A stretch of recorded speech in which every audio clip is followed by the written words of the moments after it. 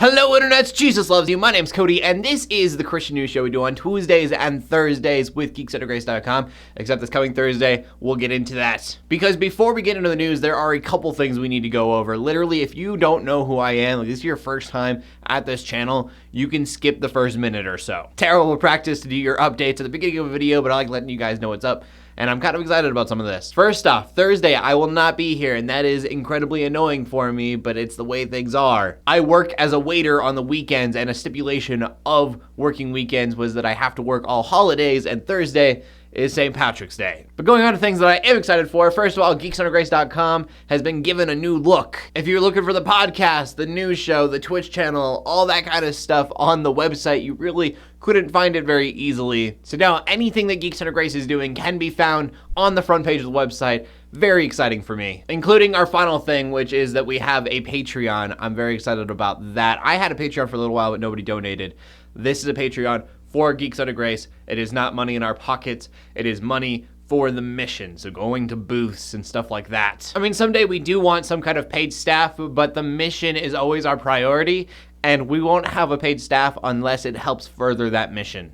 That's way down the road. And our first story of the day is about a church in Texas. Some really cool news. Stonegate Fellowship, this church, has decided they're going to buy a bar for about $3 million in hopes to turn it into another church campus. They are obviously planning to redo the whole place inside and out, including a kids ministry, which makes me think that this bar has to be kind of huge. And so, like, I worked at a bar. I have nothing against them, but usually late nights, they are full of debauchery from time to time. But I love that churches are doing this new fad where they take one building and completely repurpose it for God. The church that I go to right now takes place in a Korean grocery store. And then our next story really isn't a news story. I went over to the Christian Post and look at world news because I like to talk about persecution as much as possible. And I can't pick one. This week has just been really rough. Al-Qaeda kills 16.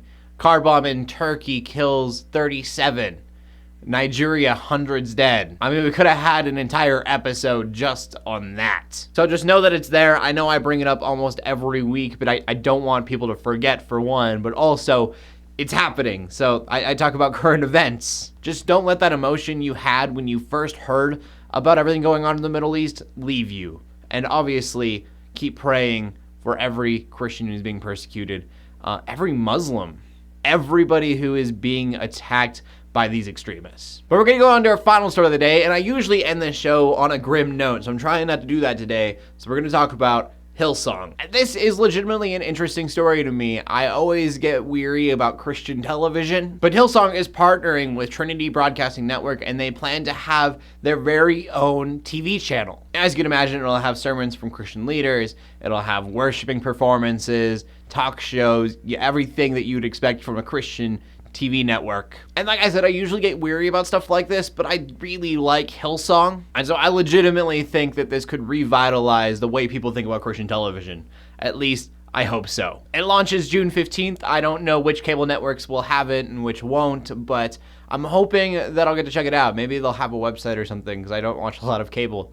But we'll see. So obviously I'm skeptical, but I want to know what you guys have to say. Do you think that this channel is going to change the game, or do you think it's going to be like all the rest of Christian television out there? I want to know what you guys have to say, so please leave a comment in the comment section down below with your answer. Make sure you check out geeksundergrace.com, especially now that it's redesigned. I'm super excited about that. But everything geek related you're going to find there, and also everything that Geeks Under Grace does, including this show. I'm just stoked. But anyways, my name is Cody Armour, giving you Christian news in a not so boring kind of way every Tuesday and Thursday. In closing, let the haters hate, let the Christians pray, and to everybody like, subscribe. I will see you later, and God bless.